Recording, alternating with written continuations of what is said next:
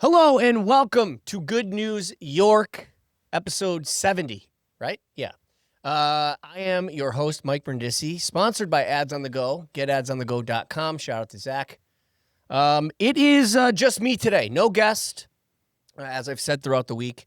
Matt is on vacation. I think he's shooting a State Farm commercial. I don't know what he's doing, but he's not here this week, and we've had some great guests. But today, I am flying solo, so I've got some things I wanted to go over that were very relevant. Some updates, all sorts of things. My man Danny behind the scenes is producing. I love you, Danny. We're actually going to have Danny on. I'm going to do this segment. We'll take a break and have Danny come on in a little bit. But wanted to dive right into it. A lot going on in the news, but I want to give you an update first. Now, if you remember, for those of you that do listen or watch, about a month ago, I went to the Dave Matthews Band concert. I'm a big Dave Matthews Band fan at Lakeview Amphitheater. And it was the first time I had ever experienced being front row at a concert. It lined up. There's a whole story of how it happened, but I finally was front row. And I met this wonderful family, Kathleen, Abby, and, of course, Lauren. And we had an amazing time together. They're a great family. And we became buddies, and we stayed in touch after. And I actually had Lauren on the show, did a little small interview with her, recapping the Dave show. And if you remember during the interview, I talked about I was trying to get a hold of the Dave Matthews Fan Club warehouse to help get her sister, Abby, a set list. Because when we were at the show, some drunk bitch ripped a set list out of her hands at the end of the show. A lot of times the crew will come by and give you a pick, right? They'll give you a set list. Whatever's on the stage that they can part with. And she had it in her hands, and some drunk lady just ripped it out of her hands. She was really upset. So, I was asking, can we get her a set list? Well, I was on social media a couple days ago, and I saw this video. I don't want to ruin it, but I will just say you will see Abby, who is the girl who got the set list ripped out, walking over to meet with her sister, post-show, and her sister does something pretty amazing. Let's watch this. I love this. So a little update. It's very loving.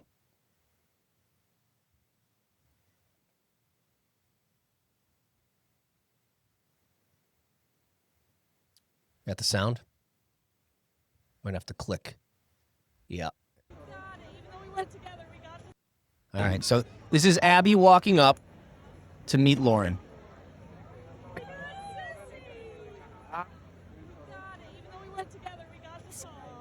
And look what Lauren has.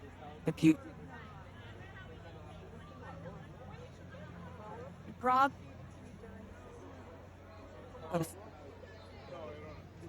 Get ready. Try not to cry. What's that?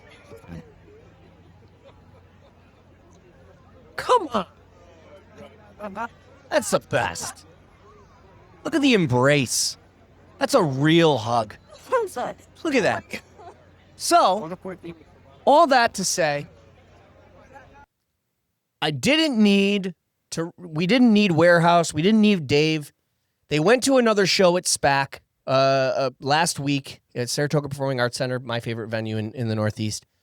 And somehow Lauren got a hold of a set list. She ran into a crew member, and she wasn't with her sister. I think they were separated, which obviously that's why they were kind of reuniting there. And she got her a set list. So I just thought that was so cool, and I reached out and asked if I could play that on the show as a little update that all is well, that Abby got her set list finally. Also, speaking of Dave, I saw this was great. Dave Matthews, by the way, he's gone on record many times over the years that, even though Dave is kind of his own genre, right? It's a little jam, it's a little fusion, it's funk, it's R&B, it's a little bit of everything. But Dave has gone on record in interviews basically admitting that a lot of his influences were nothing like the style or music that Dave writes. I remember him saying how much Nine Inch Nails inspired him, and Ozzy Osborne was actually a very big inspiration for Dave. So yesterday we found out that the amazing Ozzy Osborne has passed away, which, my God, that guy could have been dead 40 years ago with all of the drugs that man did. And back when I was drinking, him and Keith Richards were like the bar that had been set, unfortunately, where I was like, well, I'm not doing too bad. Look at Keith Richards and Ozzy. They've done every drug under the sun, and they're fine. But as you know, Ozzy Osborne came down with Parkinson's within the last few years and did his farewell show. And just weeks later, yesterday, we found out that he has unfortunately passed. And just an absolute icon and an absolute legend. And Dave Matthews had a show last night, the same day that he passed away. And here's a little quick clip of, they did a little cover he threw together.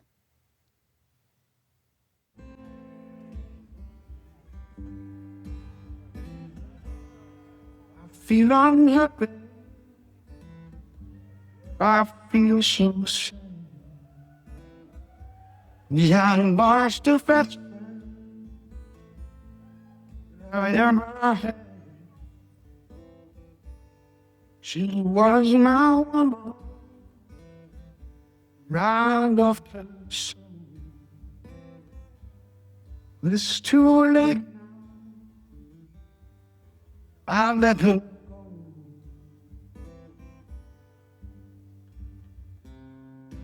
I'm going through changes.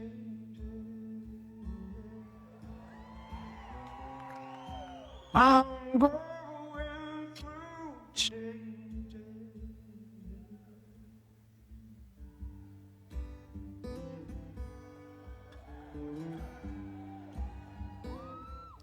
Yeah, man, I love that song. I love Ozzy. Ozzy was known, unfortunately, the thing he was known for most was biting the head off a bat. And let me tell you something about that story. First of all, on record, they say Ozzy said that he didn't know it was real and that he thought it was a toy and he did it to, shock the audience, and he felt it moving. I'm terrified of bats, so even the thought of that makes me want to run into traffic. But he did do it. And, some people say he's full of shit. He knew it was real. But it actually stems, and I was going to play it for you, but I couldn't find one of the older shows like VH1 Behind the Music or those kind of shows where they would go in depth with artists. I do remember Ozzy in an interview saying that incident on stage actually stemmed from a record label meeting where he purposely wanted to scare the shit out of the people at the record label. And he did it in a meeting with a live bat, and he did scare the shit out of them. And so he decided to do it on stage as well. So I don't know. There's controversy. That's how I like to say it. There's controversy about whether it's real or not. But he was so much more than that. And in fact, if you go to Europe and you are to ask people in Europe who started heavy metal, what is the pinnacle of the greatest heavy metal? Black Sabbath in Europe. And it's here too, obviously. But, you ask people in the United States, what's the greatest metal band? Or you ask people, who started metal? You'll get a mixed review, and Black Sabbath will be the answer for some. But you go to Europe, Black Sabbath is the answer for all, that they are the creators of metal. And then Ozzy obviously went on to have an incredible solo career, and then the Osbournes, which I am not a fan of reality TV, but there are a handful of reality TV shows I watched, and that was one of them. Because you got to remember, that was before social media. So you only knew Ozzy as the bat-biting, rock star who's a Satan worshiper.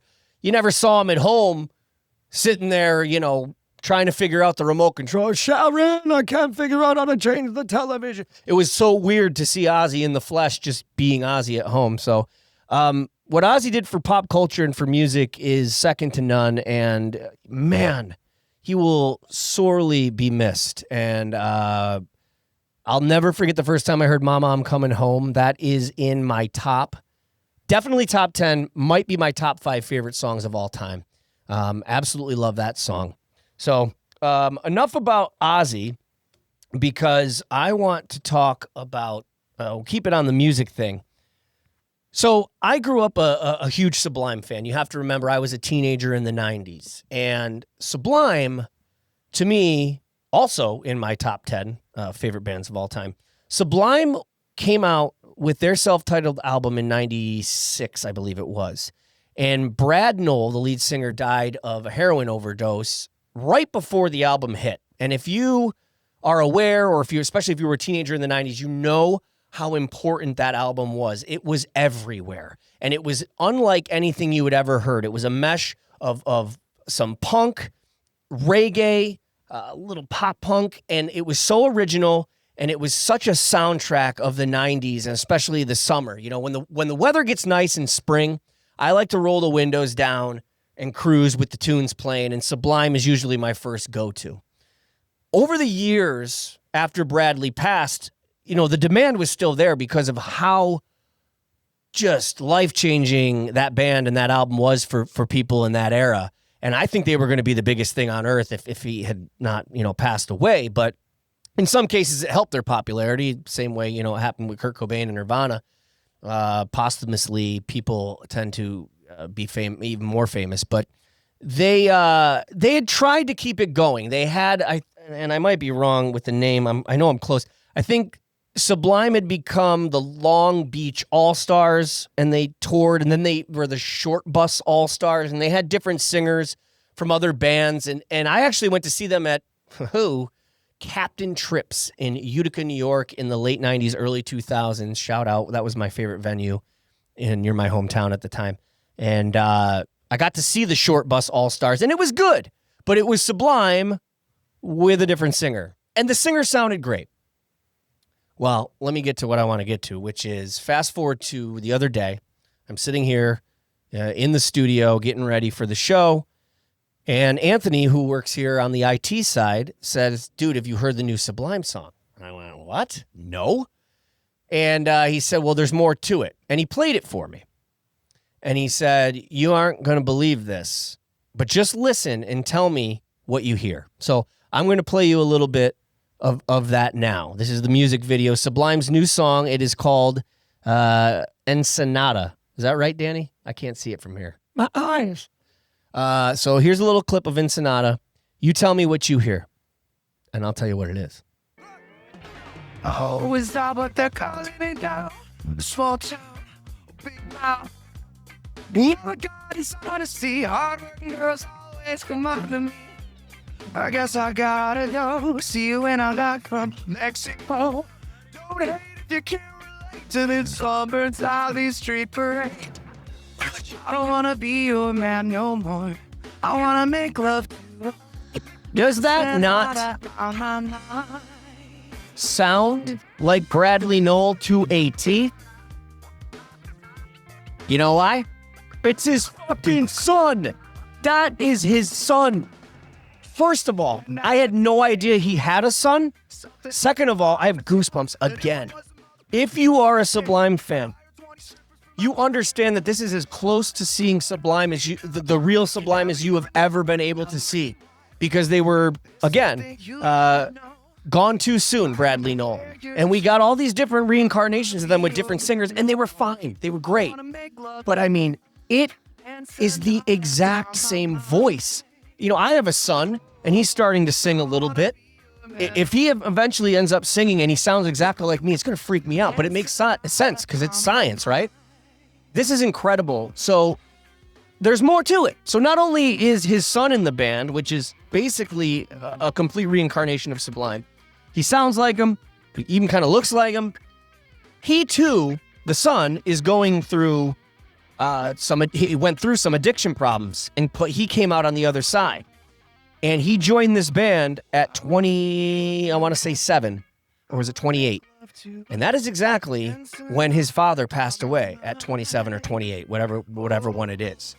So in other words, so not only are you getting his son who sounds exactly like him, it's almost like he's picking up right where Bradley had left. And I am blown away. And for those of you that don't know about Sublime or don't care, you're like, okay, shut up, move on. Who cares?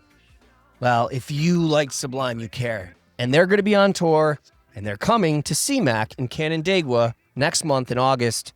And now I will make sure I'm there. Hopefully, we can get credentials and be backstage and possibly do some interviews.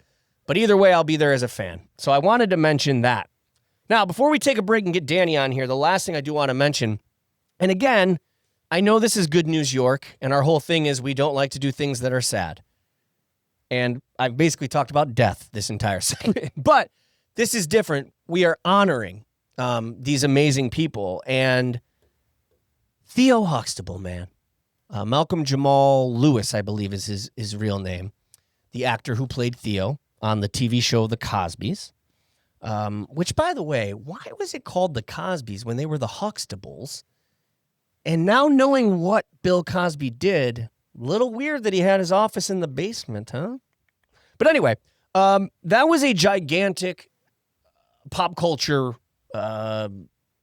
stretch of time in the 90s, again, where The Cosby Show was huge because not only was it phenomenal, but to see a family of color painted in a positive light, who were doctors and lawyers and portrayed people of color in a realistic way, as opposed to how the media sometimes would like to portray them as gangsters and whatever else they like to do. So it was a huge moment for that community, but also just in pop culture because it was a great show. And as you probably heard, Theo Huxtable, Malcolm Jamal Lewis, unfortunately was on vacation somewhere exotic and was unfortunately passed away by way of drowning. And so it made me want to say, first of all, rest in peace, brother. That is so sad and tragic. But thank you for what you gave us, what you gave me as a child, and what you gave society. It was such a great show and important. But my favorite moment on The Cosby Show, I mean, the obvious one, if you were a Cosby fan, is the one where, what's her name? Why am I blanking out on, not Tootie, that was the Facts of Life. Rudy. Rudy comes down the stairs and does she's singing along to his song and she does this dance and she's all sassy and it's hilarious. But that's an obvious moment. This is a deep cut, the B-side. This is my absolute favorite moment from The Cosby Show, and it's between Theo Huxtable and, of course, his dad, Dr. Huxtable. You'll see why. Take a look. Both successful and everything, and that's great. But maybe I was born to be a regular person and have a regular life. If you weren't a doctor, I wouldn't love you less because you're my dad. And so, instead of acting disappointed because I'm not like you, maybe you can just accept who I am and love me anyway because I'm your son.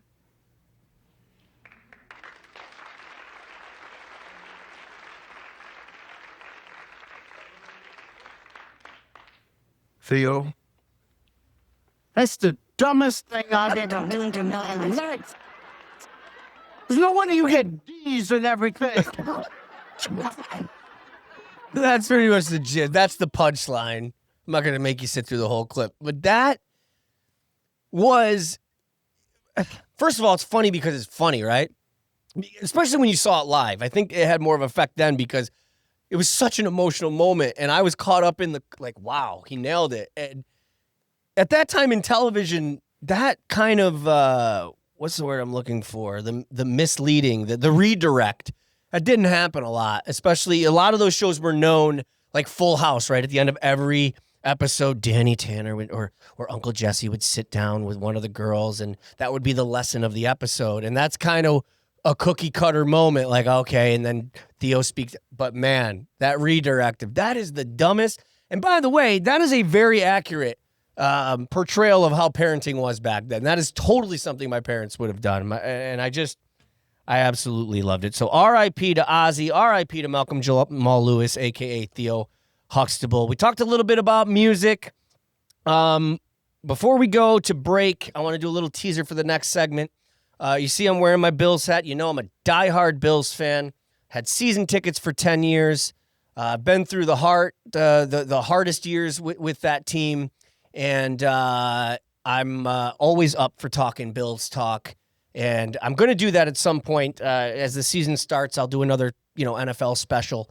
But training camp did start today, so I'm wearing my hat in honor of that. And one thing I wanted to talk about, other than the obvious stuff, which is the camp battles and position battles and expectations for the season, which I will do in that special, there is a video that came out a couple days ago, and it is a drone tour of the new stadium. So the Bills have a New Era Field, as most of us call the Ralph Wilson Stadium, or Rich Stadium if you're in the boomer generation. And it is going away because they are building a brand new stadium, $1 billion stadium. You have to remember that a few years back, before Terry Pagula and Kim Pagula had bought the team, there were many rumors that the team was moving to Toronto, and that was going on for decades. And as Bills fans, it was something, especially people in Buffalo. That's one of the only things they had was their Bills, man. And they were terrified that their team was going to leave, and everybody thought it was going to happen. And then the Pagulas came in. They not only bought the team, but solidified that they're going to stay there. And it was a very emotional time for Bills fans. And then when we found out we're getting a stadium, it was even more emotional because it solidified even more that, yeah, they really are staying. And it is unbelievable for in a market that small that they're building a stadium this big. So check out this freaking drone tour, man.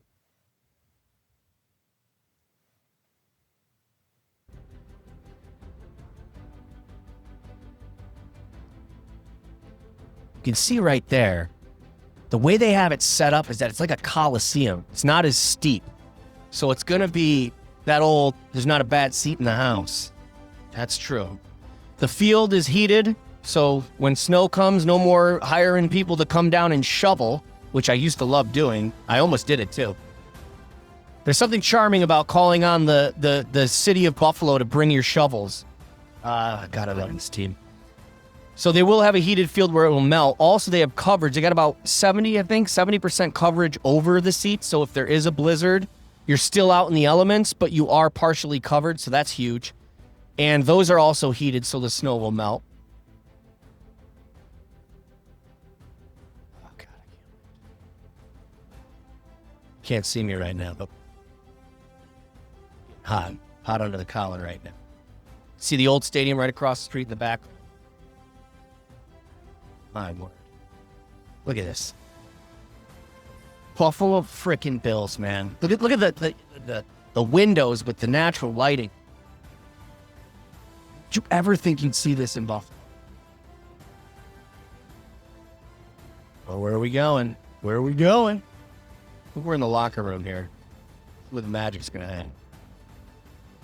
By that, I mean a lot of tears.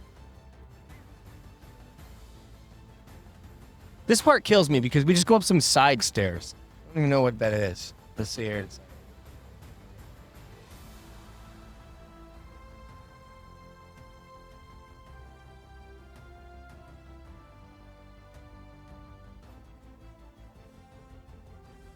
a tunnel. Thanks. They're going to leave it just like that. They're going to play around the trucks and in the dirt. This one. I don't know what this is. There's some stairs. I want to think that's coming out of the locker room. Coming out of... What amazes me even more is that we have the technology to do this now. Back in the day, we just had someone walk around. Or a helicopter. So there's the gist of it. Oh, I hate this part. Hello. Yeah, you can kill it there, I think. You get the idea. Very, very exciting, as I've mentioned a million times, for the Bills to have a stadium like that. I can't wait to be there. As I said, 10 years a fan. If you haven't checked out, I have a side music project called The K-Gun, my buddy and I, and we produce and write songs about the Bills. And we have a song called Where Else, Marv's Anthem, and it's because of the where else would you rather be than right here, right now.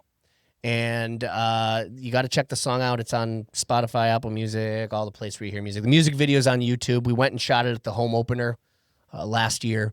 And so we're going to be releasing a couple more songs this season. But anyway, when we get back, we're going to have a quick segment. We're going to invite our producer and friend. Which camera am I looking at, Danny? This one. The great Danny Tripodi is going to come on. And I want to talk. We're going to kick it off with something that does involve the Bills. Danny's very big in the gaming world, and he's into it. And it seems that Josh Allen and the boys have played a game called Catan. What is it? Catan. It's a board game, a strategy game, and it is very rare that NFL players are into those kind of games, but the new generation is. And we're going to talk about that and much more when we come back right here on Good News York, brought to you by Ads on the Go, getadsonthego.com. Hey, welcome back to Good News York, sponsored by Ads on the Go, getadsonthego.com. Here with my friend, Good News York producer and the director of creative services for Growth Mode Content. We still got it. We got to nail that down, buddy. I thought it was craft services. Well, that too. I'm so confused. Danny Tripodi, everybody. Danny Hey. Tripodi.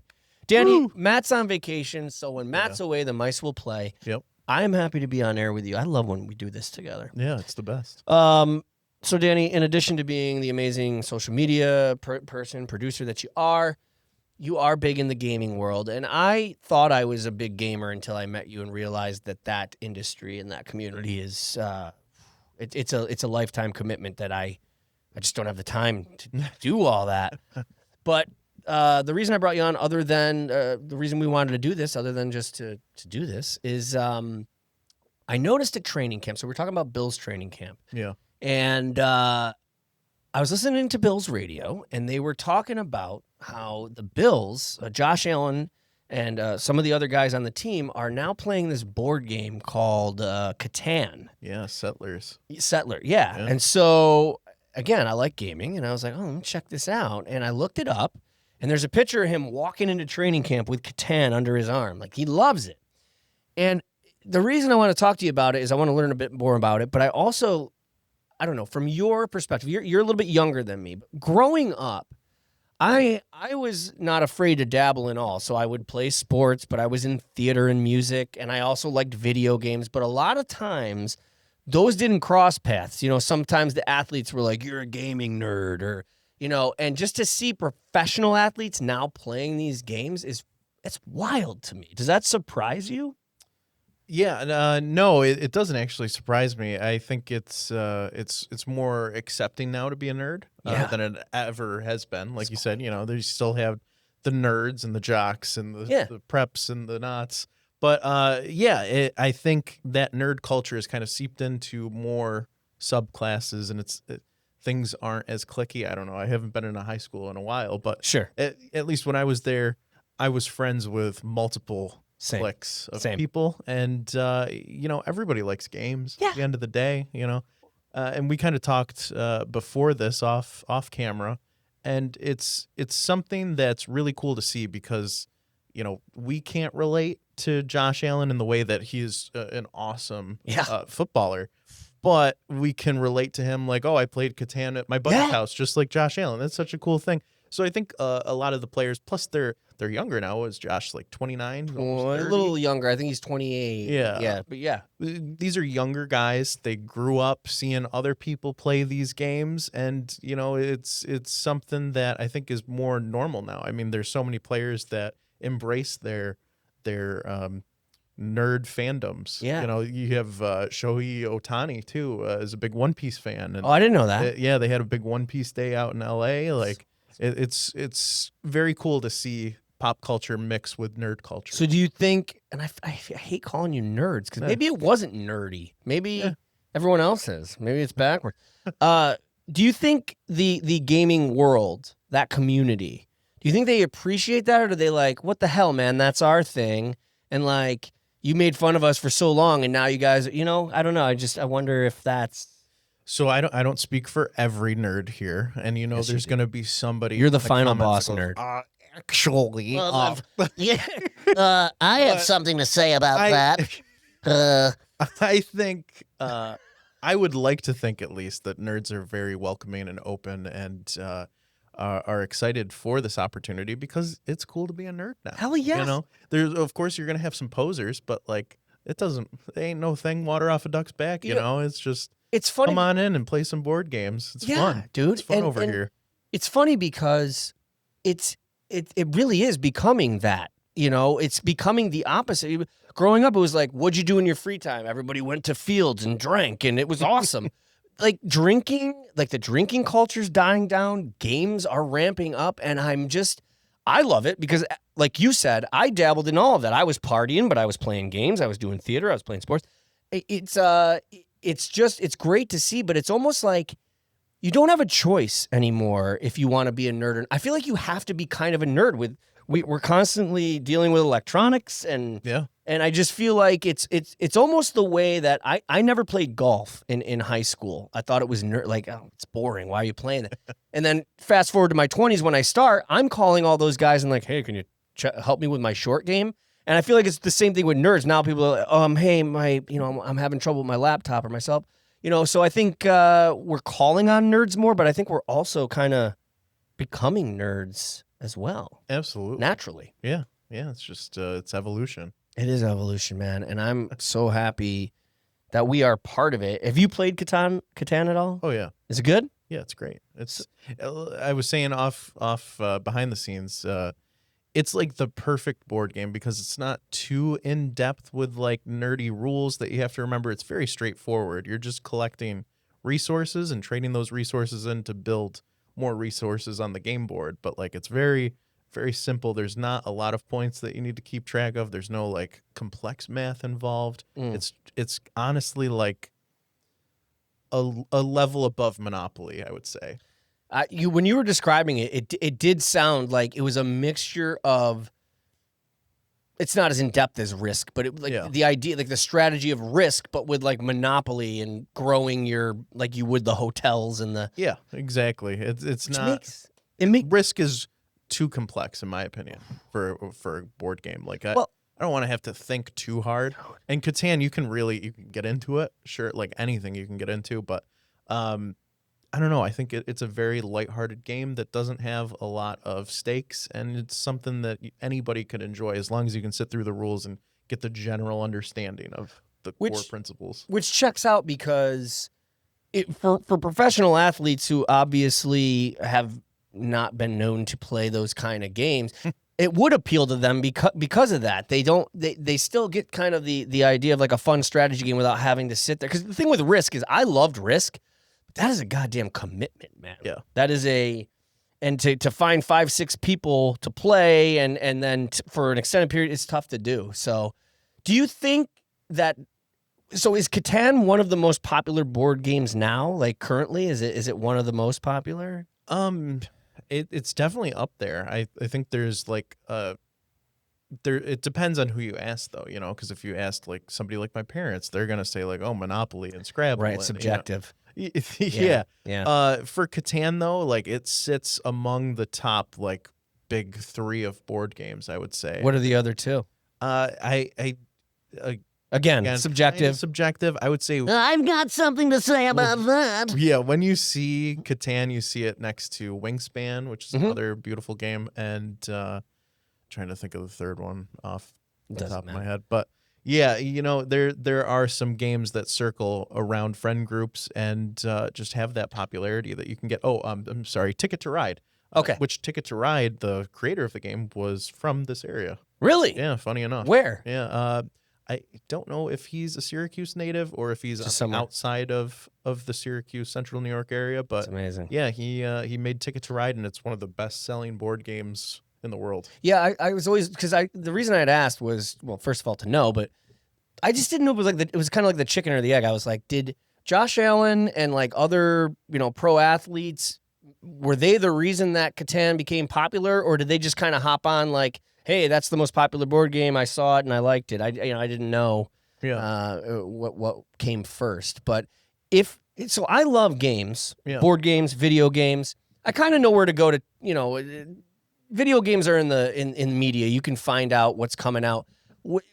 Where can someone like me regularly know like where the new hottest board games are coming out, when they're coming out, what they are, what's hot, that kind of stuff? Is there a place to go? There is. Honestly, I was going to bring that up too. It's funny that you mentioned that. Like most popular board games can be found right at Target. Yes. Yeah, like if you I was just going to mention that. Like you can get Wingspan, you can get Ticket to Ride, you can get Catan all at Target. That being said, like of course you can go online and find like what's new in the board game world, there's always board games being added. BoardGameGeek.com is a big forum that has all different board games and people's reviews of board games, so you can check that out to see what's very popular, and they go in depth there, so you can get a really good review on the next board game. So to further the coincidence, Yeah. that was my next question was, I started noticing, I would go to Target, specifically Target, and there's other stores too, but Target specifically, and I remember walking by their board game section that used to be Monopoly, Life, Clue, right? And there are games, I mean, dozens and dozens of games, all different kinds of games, strategy games, funny games, you know, dirty adult game, whatever. But then and no offense to Target, but I was like, yeah, but are these like kind of hacky games? It's Target. But it sounds like you answered the question that their gaming selection is legit. Yeah, I mean, there's always going to be. I've got something to say. Yeah, there's always going to be trash among the treasures. Sure. But yeah, you know, there is a huge market for it, and it's cool to see that it's now become more mainstream to come into your convenience stores like Target and Walmart. Yeah. You know, it's nowadays you don't have to go into a hobby store, though you should support your local hobby store. Yes, you should. But you can get it now while you're also getting a 12-pack of hot dog buns. When you're grilling, you can also pick up Catan. Yeah, hot dog buns and Catan. That sounds like a great Friday night. Perfect cart. So do you have last question about Yeah. this? Do you have a rank for like your top 3 or top 5 board games? Ooh. Or your go-tos? Do you have a go-to? Mine are boring because it's Clue and Scattergories. Yeah. You know, and I love those games, but I'm looking to branch out.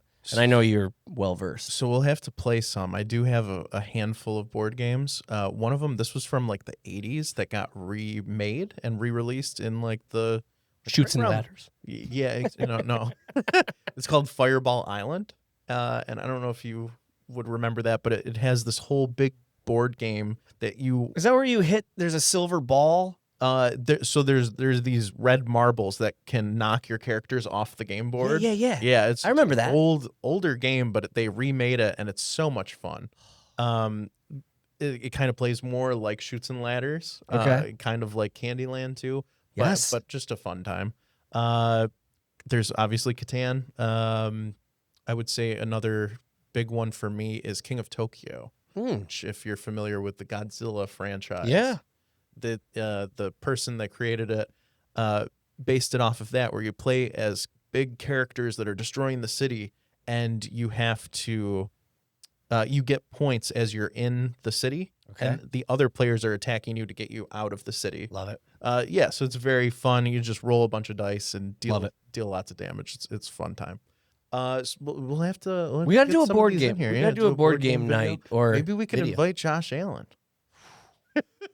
Yeah, you'd have to Josh, if you got any free time, I know you're busy right now, but you'd have to fan me, You know. dude. I'd be passed out on the floor. let's go play some. Let's play some board games, bud. Dude. You know what? Come on, Josh Allen. Honestly, he's the kind of guy that might take us up on Yeah, that offer. doesn't Bill's Mafia do anything? Hell yeah, they Go do. go get them Bill's riled up. Mafia does gaming tournaments, actually. There's do they? There's a Bill's Mafia. Nice. They'll do Madden tournaments. They'll do other Hell games.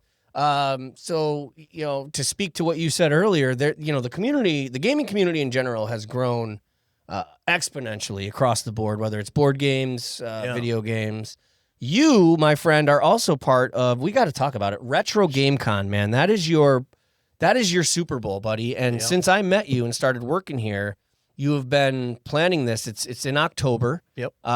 Let's talk about that real quick before we go. Sure. Talk about what Retro Game Con is, when, where, all that. Yeah, Retro Game Con. It's New York State's largest video game expo. This is our 12th year. We're going to be at the On Center again in downtown Syracuse. It's going to be October 10th, 11th, and 12th. So check us out online at retrogamecon.com. You can get your tickets and more info on there. And we haven't worked it out yet. We're going to obviously meet about it. We've been talking about it. We've been talking. Yeah. But we're going to, obviously, Good News York's going to be a part of that. First of all, we need to support our boy. But second of all, why the hell wouldn't we? I mean, it's I want to be a part of it. I want to see it, and we want you to want it to succeed for you, and I know it will. Is this the second one you've done? I forget. This is like the 5th? I don't even remember. How many have you done? Retro Game Con? Yeah. Oh, God, I started back in 2016. So what is that? It's almost 10 asshole. years. It's 9. This will be my 9th one. What a dick. I'm like, "This is your second?" This is Yeah. our second one this year. So we had the spring edition That's right. earlier in the year, but this is the big one. the big show. And so, what can you expect there? You can expect probably some keynote speakers, Hundreds of vendors, cosplay folks, can't wait to interview them. guests, celebrities, and voice actors and actresses. It's gonna be a fun time. Are you able to reveal one of the speakers, or is it still a secret? No, you can find all of that information on our website at retrogamecon.com. We got Very, very cryptic. I like that. go there. Yeah, you check go it out. there. Actually, you're right. Go there. All right, Google it. Well, I'm very excited for you. Retro Game Con, October 10th, 11th, and 12th. at the On Center right here in Syracuse. Our boy Danny's going to be there. We'll be there. I do want to say before we go, our friends at David's Refuge, Diana and the crew, they are doing it's driving this mission forward. They're going to be doing where you can actually be a part of a race. You bring your car to a track, and you're genuinely the Pineview Run Champion Challenge. You're in a race, and you can do a couple things. You can be a part of the race itself, or you can sponsor. There's a lot that they are looking for, so I'm going to put it up on the screen. But training day is August 14th, and then the race day is September 13th. You will have to raise they want you to raise $3,000 or more in funds to do it. So each person, is responsible for getting those sponsors and stuff like that. But they're making a huge impact with it. I wish I had more info, but you can check it out. The Pineview Run Champion Challenge, brought to you by David's Refuge. And that is, you can scan here to sign up, which I'll pop up on the screen. And you can email Rebecca Andre at davidsrefuge.org with any questions. So I just wanted to make sure I mentioned that. Got anything else before we go, buddy? Yeah, we should definitely call out Josh. We should call out Josh to come play. You want to officially call him out? call him a bitch or something. I don't know. All right. I'm not calling him a bitch. Hey, Josh Allen. I am one of your biggest fans, but I'm not fanboy. I'm a mixture between fanboy and... He loves you. Yeah, I love you. I do. I'm a fan. And you are our savior from the hell that was the Bills for many decades. But you're a great guy off the field. And see, for me, Danny, I judge my heroes not who they are and how they act on stage. As I get older, it's who they are and how they act off stage. And Josh Allen is not only, in my opinion, one of probably the most athletic person to ever play the quarterback position. And I don't think that's out of school to say, athletically. I'm not getting into debate who's the greatest quarterback of all time, but athletically, I mean, it's unbelievable. But so obviously he's amazing on the field, but off the field, dude, he does so much for charity. And I know a lot of NFL players do, but he goes above and beyond. He does a lot for charity. He's funny. He's just a great person all around. And he loves games. And he loves the game Catan. Catan? Catan. Catan. Catan, orange. And we would love to have Josh Allen come. Or Josh, if you're listening to this, come on down here. Come on to Syracuse. Come down. We'll have some wings. We'll get the blue cheese ready. We'll play some Catan. That's it. Love you, buddy. That's it. That's probably I should have all I should have said. You got all sentimental. I got way too into it. Josh, he's just a bro. Yeah, he's just a bro, and we're bros, and we want to play Catan with you, and we want you to hurdle the game board like you do in the game. Just all right, buddy. Well, let me officially end this. That is the end of Good News York, episode 70, Wednesday edition. We will be back tomorrow with Ed Charette, who is my cousin, and he is a great filmmaker in New York City. And by the way, wow, that'll be 2 family members on the show in 1 week. I had my sister yesterday. And Matt will be back next week. We can't wait for that because this place has been on fire. Anyway, I'm Mike Brindisi. This is Good News York, sponsored by Ads on the Go. GetAdsOnTheGo.com. the great, extraordinary Danny Tripodi, our producer for Good News York and our director of creative services at Growth Mode Content. We are heading out, and we will see you tomorrow on Good News York. Peace.